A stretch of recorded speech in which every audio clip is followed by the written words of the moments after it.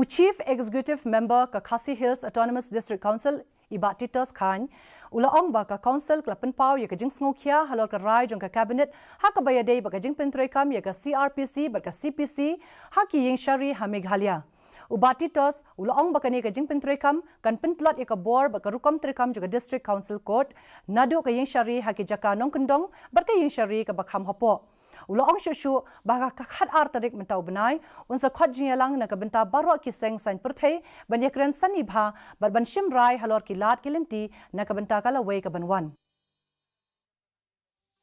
Once the government has given this notification,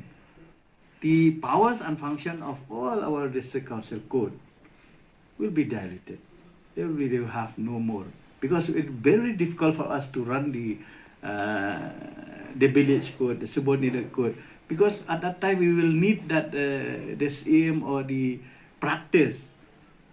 by the different practice of code in the village level and district council in subordinate code. All they have to pass LLB, because so far any case taken up in the village code